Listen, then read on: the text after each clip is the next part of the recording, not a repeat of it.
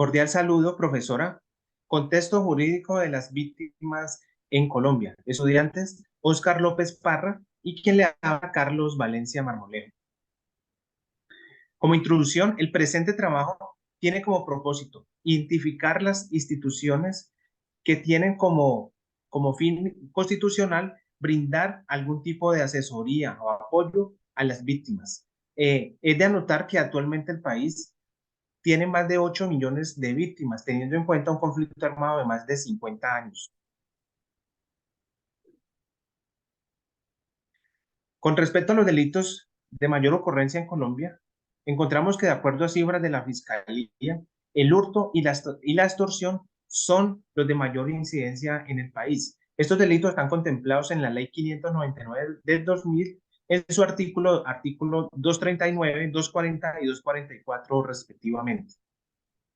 Bueno, gracias, Carlos. La definición de víctima, de acuerdo al artículo 5 de la ley 1592, nos indica que la víctima puede ser una persona de manera individual o de manera colectiva.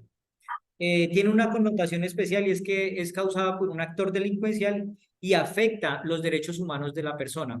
Dentro de estas víctimas también encontramos los miembros de la fuerza pública.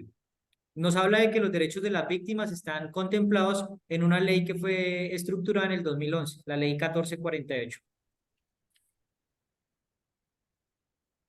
Hablamos de unas instituciones que brindan apoyo a las víctimas. En este caso vamos a hablar en el contexto de la atención y asistencia para la estabilización socioeconómica. Encontramos el SENA, Servicio Público de Empleo, el Banco Agrario de Colombia, la Defensoría del Pueblo, la Agencia Nacional de Tierras,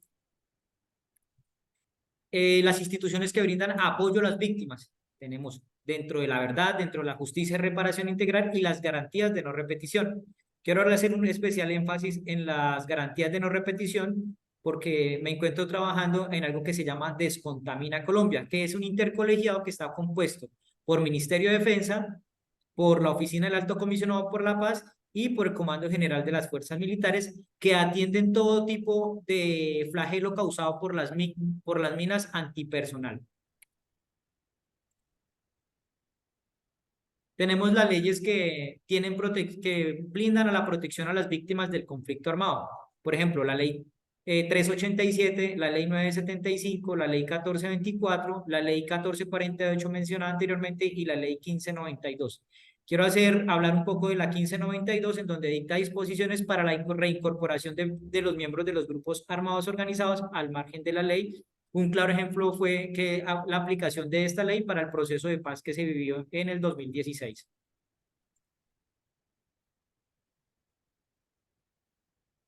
Presentamos dos ejemplos de víctimas. El primero con grupos armados ilegales. Recordemos el secuestro con motivaciones políticas efectuado en Cali en el año 2002. Las víctimas, 12 diputados de la Asamblea del Valle del Cauca, el delito, secuestro y posterior homicidio, el actor, las FARC. En la conclusión del caso, 5 años después del secuestro, 11 de los 12 diputados fueron ultimados. Este caso es investigado por la Jurisdicción Especial para la Paz, teniendo en cuenta que este grupo armado efectuó un proceso de paz con el Estado. En la Comisión de la Verdad, las FARC, ahora grupo político, pidieron perdón afirmando que había sido un error de la organización.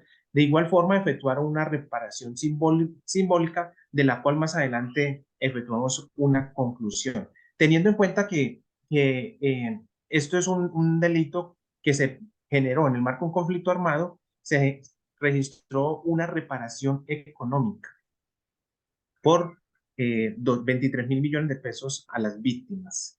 Con respecto a la justicia ordinaria, eh, registramos el caso de la violación y muerte de una niña de 7 años en Bogotá. La víctima se llamaba Juliana Zamboní, delito, secuestro, acceso carnal violento y homicidio. El actor, un ciudadano de nombre Rafael Noguera.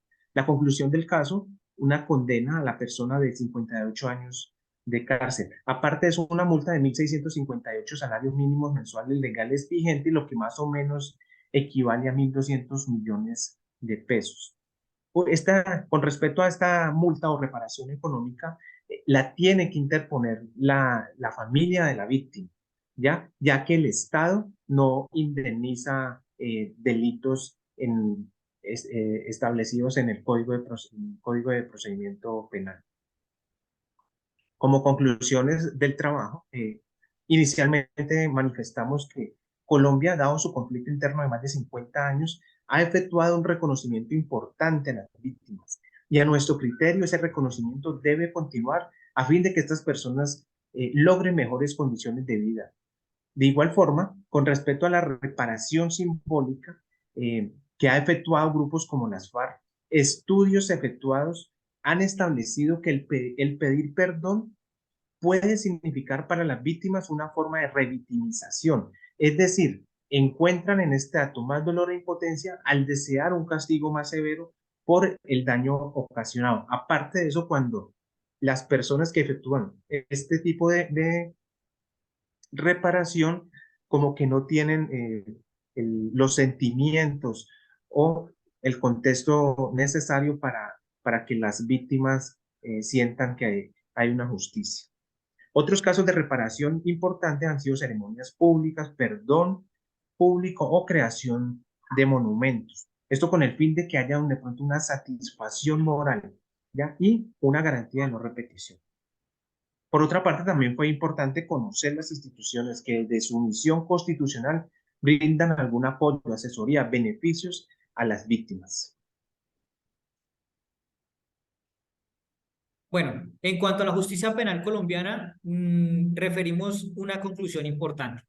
A pesar de que el sistema judicial aplica multas a las personas condenadas por procesos penales, existe la mayoría de casos que estos sujetos que son judicializados y condenados se declaran sin cómo cancelar estas infracciones emitidas por la justicia penal. Eso pasa en la gran mayoría y un caso evidente fue el narrado por Carlos de la niña Juliana Zamboní, donde este victimario se declaró sin dinero, donde tuvo que pagar con sus bienes, el apartamento y una camioneta que parecía su nombre. Estas son las conclusiones del trabajo, la bibliografía, perdón, del trabajo. Muchas gracias, profesor. Gracias, profesora.